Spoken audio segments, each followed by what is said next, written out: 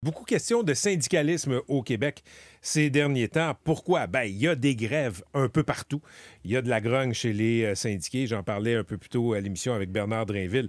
La STM qui risque d'être en moyen de pression en grève chez les employés d'entretien là, pendant tout le mois de novembre. Et en plus, après, il y aura les chauffeurs d'autobus et de métro. Il y a le gouvernement aussi qui veut resserrer, disons, faire le ménage dans tout le régime syndical. Et là, il y a le Parti conservateur du Québec, mené par Éric Duhem, qui a commandé un sondage Palace, qui montre que les Québécois sont d'accord avec le gouvernement Legault, sont d'accord avec une réforme du régime syndical, notamment sur les votes de grève, l'utilisation des cotisations syndicales à des fins politiques, à des fins sociales, etc., etc. On a pensé inviter le chef du Parti conservateur, Éric Duhem, ainsi que le président de la centrale syndicale CSQ, Éric Gingras. Les deux sont en studio. On va jaser de syndicalisme en espérant qu'il n'y aura pas de grief de part et d'autre. Messieurs, bonjour. Bonjour. Bonjour. Éric Duhem, j'ai commencé avec vous. Yvon Deschamps a posé la question un jour. Les unions, qu'est-ce que ça donne? C'était une défense des syndicats dans le texte. Les unions, qu'est-ce que ça donne aujourd'hui? Bien, il y a été une époque où ça a été très important pour les droits des travailleurs, mais aujourd'hui, c'est devenu une force d'immobilisme et de statu quo, malheureusement, à plusieurs égards.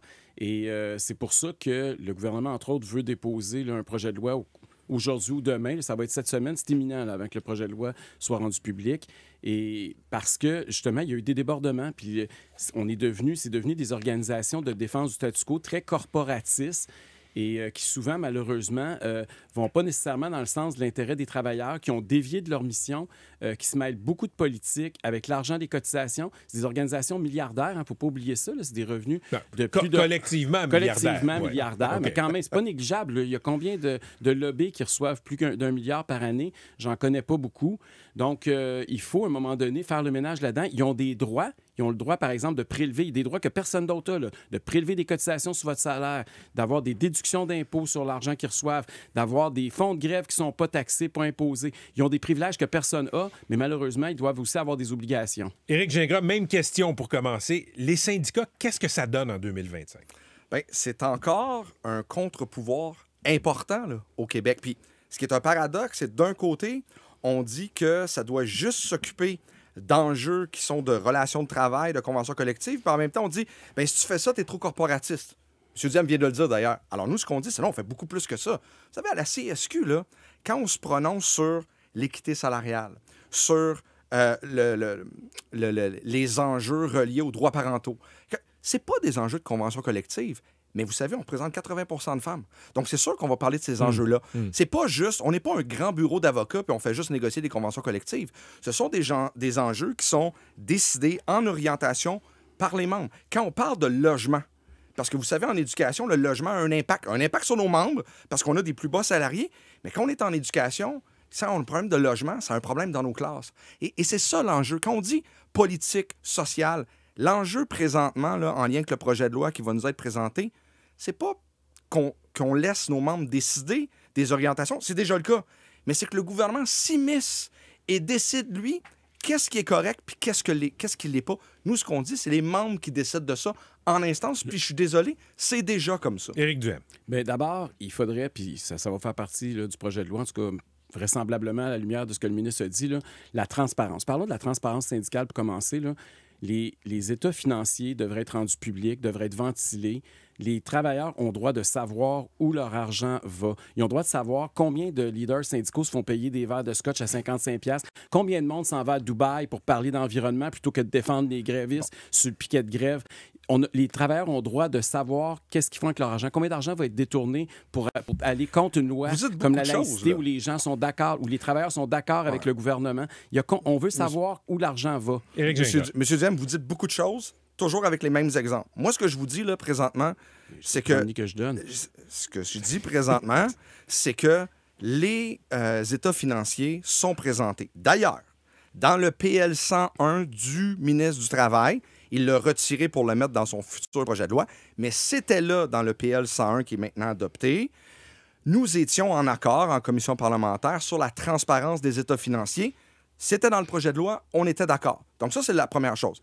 La deuxième, présentement, là, il existe des politiques qui encadrent ça et des orientations qui sont présentées aux membres et ils décident. Je comprends que c'est peut-être pas assez pour vous. Sauf que la réalité, elle est tout autre. Puis si on tasse les 2-3 exemples qui nous ont été, qui sont importants, puis j'en conviens. Un autre exemple, M. Gingras. J'en conviens, M. Duhem, ces exemples-là. Mais vraiment, là, on fait un projet de loi, puis je le rappelle, 1% de la population dans notre sondage à nous et dans le sondage de la presse trouvait que c'était une priorité parler de ça. Monsieur Gingras, 9 personnes sur 10 pensent que vous devriez faire preuve de plus de transparence. Là. Puis je vais vous donner un exemple. Moi, je vous donne un autre chiffre. Dans le sondage qu'on a fait, 68% des membres trouvaient que les syndicats, quand ils étaient syndiqués, parce que c'est important, ça aussi, vous adressez ça à tout le monde. Si moi, je ne suis pas syndiqué, je ne sais pas ce qui se passe dans les instances. Mais quand je suis syndiqué, 68% des membres, là, ils trouvent que leur syndicat fait une bonne job. Mais, M. Duhem, je vais rebondir là-dessus, si vous permettez, OK? Puis je vais vous challenger un peu dans la conversation. Moi aussi, il y a des éléments, M. Duhem, du syndicalisme moderne qui me heurtent, OK? Mais quand je regarde ce qui s'est passé aux États-Unis, où on a cassé les syndicats à partir de Ronald Reagan, la classe moyenne a commencé à s'effriter, les droits des travailleurs ont commencé à reculer. Il me semble que, dans l'absolu, c'est une bonne chose d'avoir des syndicats. Au Canada, là, le Québec est en peloton de queue en termes de revenus des travailleurs, là, puis en termes de droits des syndicats. C'est au Québec où les droits à cause des sont syndicats pour vous? Bien, c'est au Québec où le mode de travail est le plus rigide, le moins flexible et le plus coûteux. Donc oui, ça a un impact sur les travailleurs. Mais cela étant dit, là, juste pour revenir sur la transparence syndicale, on peut-tu... Pourquoi vous objectez à ça? Là, vous dites que vous êtes d'accord aujourd'hui, mais il va falloir qu'on ait une ventilation. Vous pouvez pas dire que je suis d'accord. Non, mais vous ne pouvez pas dire que on n'a pas le droit de savoir. Puis vous donnez des exemples. Je vais vous en donner un autre exemple. Présentement, là, puis moi, je ne suis pas pour la CAQ. Là. Moi, mais je veux que les travailleurs... Je suis pour les travailleurs. Ouais. Quand on dit qu'il y a 1 ou 2 millions de dollars qui vont servir à des avocats pour contester un projet de loi dont vos membres sont d'accord, est-ce que vous trouvez ça normal qu'il y ait un détournement de fonds de 1 ou 2 millions? C'est pas le syndicat. Juste pour préciser, là, on parle ici de la FAE, qui n'est pas la CSQ. Donc, vous seriez d'accord pour que la FAE, à ce moment-là, eux autres soient obligés de rembourser leurs membres si jamais ils veulent aller dans cette voie-là? Moi, ce que je vous dis, ça leur appartient. Vous pouvez questionner la FAE, mais une orientation comme ça doit être décidée en instance. J'imagine qu'ils l'ont fait, ça leur appartient. Moi, chez nous, c'est notre modus operandi. C'est comme ça. Maintenant, est-ce que c'est possible que j'ai des membres, des fois, là, qui soient en désaccord avec ce qu'on fait? C'est normal. C'est une démocratie. Et il y en a... Mais parlons-en de la démocratie. Mais juste une seconde. OK, Monsieur Gingras, là, moi, j'ai reçu un prof, à un moment donné, qui a écrit un livre sur sa condition de prof. Et il parle des syndicats aussi. Et ce qu'il dit, je suis en assemblée syndicale, puis là, je regarde les débats, puis on a voté un budget pour une organisation humanitaire en Amérique latine. Là, il dit, ça, pour moi, là, j'ai rien contre l'organisation humanitaire en Amérique latine, mais il dit, pourquoi mes cotisations payent pour ça? Mais lui, le syndiqué, à moins d'être dans les instances, là, il n'y a pas voix au chapitre quand un syndicat décide de prendre la cotisation pour faire un combat social ou politique qui ne concerne pas son unité syndicale. Non. Ça, là-dessus, il y a un point, il me semble. Bien, le point, et c'est là-dessus que je reviens, c'est que effectivement, si les membres sont contre, ils doivent se prononcer contre. Et pour l'instant, ce qui semble sortir du projet de loi à venir, c'est que le ministre va décider lui-même des critères, sur quoi on peut intervenir ou pas. Et l'enjeu, il est là. Il n'est pas sûr de ne pas donner droit au chapitre des membres de se prononcer. Et est-ce qu'on peut faire mieux? Est-ce qu'on peut être plus transparent? Est-ce qu'on peut s'assurer que ces orientations-là sont mieux connues? La réponse, c'est oui. Et d'ailleurs, on a dit au ministre, si c'est ça l'enjeu, on va s'asseoir, puis on va trouver des solutions. Mais là, c'est pas ça. Monsieur Gingras, il y a 4 Québécois contre 1 là, qui pensent que les syndicats ne devraient pas faire d'activité politique en détournant les cotisations syndicales. Mais c'est quoi une activité politique? Moi, c'est ça que j'aimerais savoir. Quand Magali Picard fait des pubs contre là, vous avez Éric Gingras là, devant vous. Mais non, mais c'est parce que... mais vous donnez des exemples. OK, mais regardez, M. Gingras, on va y aller de façon générique. Je vais rebondir sur ce que M. Duhem vient de dire. Est-ce qu'un syndicat devrait faire campagne, utiliser des fonds, des cotisations pour s'immiscer dans une campagne politique? À la CSQ, on a une orientation très claire. Il n'y a pas de politique partisane. Maintenant, je l'ai fait d'ailleurs avec M. Duhem aux dernières élections pour informer les gens sur des enjeux qui les touchent. Moi, je suis en éducation beaucoup, mais j'ai des gens en santé, etc., où on pose des questions aux politiciens sur l'éducation. Allez-vous couper? Allez-vous mettre de l'argent? Allez-vous faire ci? Allez-vous faire ça? Et on a fait des capsules avec tous les partis, dont M. Duhem. Ça, c'est loin, en tout cas. Non, je comprends, mais... Je veux pas que M. Duhem soit surpris que je dise ça, là, mais c'est très loin de la CSQ d'être Mais avec le êtes-vous à Parti l'aise conservateur. avec un syndicat qui prend de la pub pour dire Poilievre ou autre, votez pas pour lui? Ben, Êtes-vous à l'aise avec ça? C'est certain que moi, avec les orientations qui me sont données en instance, c'est clair que je ne peux pas être d'accord avec ça. Quand vous voyez d'autres syndicats le faire... Mais c'est ça le problème. Oui, mais là-dessus, je vous réponds. Ils ont eu des instances sur lesquelles ils ont décidé ça. Et c'est là, la démocratie, puis prendre soin des travailleuses et des travailleurs, ça leur permet de décider. Et là, c'est ça qui est au jeu présentement, empêcher les travailleuses et les travailleurs de décider sur quoi ils veulent se prononcer. C'est parce que cet argent-là aussi, n'oubliez pas une chose, là, c'est l'ensemble des contribuables qui vous l'a donné. C'est pas juste vos travailleurs. Qu'est-ce que vous voulez dire par là, M. Duhem? Bien, je veux dire que quand des cotisations sont déductibles d'impôts, c'est pas juste les travailleurs syndiqués qui payent. L'argent que le syndicat de M. Gingras reçoit, il y a une partie que c'est les contribuables qui payent. Quand c'est de l'argent public, tu as un devoir de transparence, tu as un devoir de démocratie. Et c'est exactement ce que J'ai répondu oui. J'ai répondu oui à la démocratie, moi, à la transparence. Je suis content d'entendre que la CSQ est pour. Maintenant, est-ce qu'on pourrait l'appliquer à l'ensemble des syndicats? C'est ça la question Moi, ce que je vous dis avec mes collègues, c'est qu'ils prennent des décisions à l'instance, puis la majorité ne s'implique pas au niveau de la politique partisane.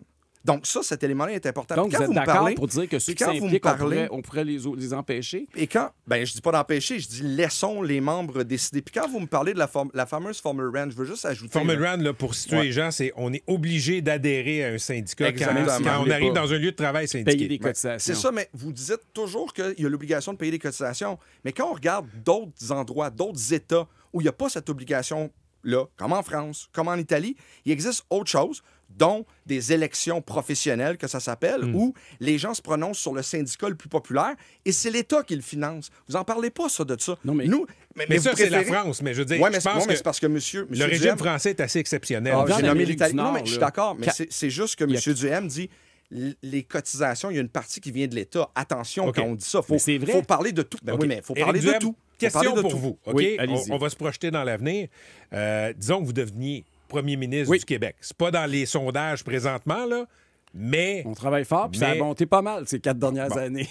Mais si vous étiez premier ministre, qu'est-ce qui arriverait au régime syndical, aux syndicats au Québec? Bien, je pense qu'il se porterait mieux parce qu'il serait obligé d'être plus à l'écoute des travailleurs.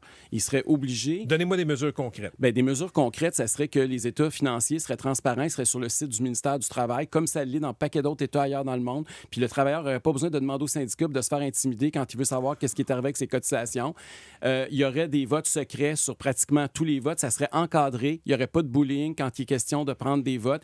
Il n'y aurait pas d'activisme politique. Si les gens veulent faire de la politique, ils seraient libres de le faire. Ils seraient libres de parler, mais ils pourraient se présenter aux élections, mais ça ne serait pas en détournant les cotisations des membres qui pourraient faire ça. Je pense que c'est la base, c'est le minimum qu'on peut faire. Si les syndicats veulent avoir des privilèges, puis ils en ont, c'est la seule organisation au Québec qui peut en prendre de l'argent sur votre chèque de paye contre votre volonté. S'ils veulent avoir ces privilèges-là, il faut qu'il y ait des obligations, puis aujourd'hui, c'est ça que le gouvernement veut mettre de l'avant. C'est votre cauchemar, ça, M. Gingras, comme premier ministre. Là. Ben, c'est pas un cauchemar, je vous dirais. C'est malheureux, parce qu'encore, on utilise les termes de bullying. Les termes où on laisse entrevoir que nos organisations ne sont pas transparentes, qu'elles mentent. Puis ça, même le premier ministre l'a fait. Et ça, je pense que c'est une polarisation du débat qui ne devrait pas avoir lieu. Là. Monsieur Gingras, je vous soumets là, respectueusement bien sûr, que ce que M. Duhem vous a mentionné, ça existe. Je veux dire, à la FTQ, Magali Picard, assise à votre place, là, elle m'a dit qu'elle s'inquiétait pour le lanceur d'alerte qui a donné les comptes de dépenses des bonzes de la FTQ Construction au Journal de Montréal. Mais ça existe. Oui, mais ça, vous pouvez en parler à Mme Picard. Moi, ce que je vous dis, là, c'est que ça, là, il y a une majorité à la CSQ, 225 000 membres, plus de 245 syndicats. Est-ce que dans un de ces syndicats-là, il y a des éléments qui vont un peu moins bien? Peut-être. Puis c'est à nous de nous assurer que ça va mieux, puis qu'on les encadre, puis qu'on continue à travailler. Pour cette raison-là, moi, ce que je vous dis, est-ce qu'on peut faire mieux? Oui. Mais pas en se faisant imposer des choses, mais plutôt en s'assoyant et dire, OK, qu'est-ce qui va pas bien? Là? La transparence, qu'est-ce qu'on peut faire? À la place qu'on fait pour des raisons électoralistes, on nous oblige, puis on fait un déni de démocratie en nous obligeant différentes choses qu'on va voir dans le projet de loi. On doit se quitter là-dessus. Comme je vous ai donné la parole en premier, M. Duhem, vous n'aurez pas le mot de la fin, désolé. Merci à vous deux. Je pense que, écoutez, je ne sais pas si on a fait avancer le débat, mais je trouve ça intéressant d'avoir les deux perspectives simultanément. Éric Duhem, il y a ce sondage Palace que vous avez commandé qui va sortir dans les médias qui montre où vous êtes. Là. Vous êtes encore assez populaire, je dirais. Plus populaire chez les syndiqués que les non-syndiqués en passant. Et... Intéressant. Non, et mes membres font partie de la population. Il y en a qui appuient. C'est pour cette raison-là qu'on n'appuie pas de parti politique, parce qu'il y en a qui appuient M. Duhem. C'était Éric Gingras, président de la CSQ, et Éric Duhem, chef du Parti conservateur. Merci à vous deux d'avoir gardé ça civilisé aussi. Merci à vous. Bonne journée.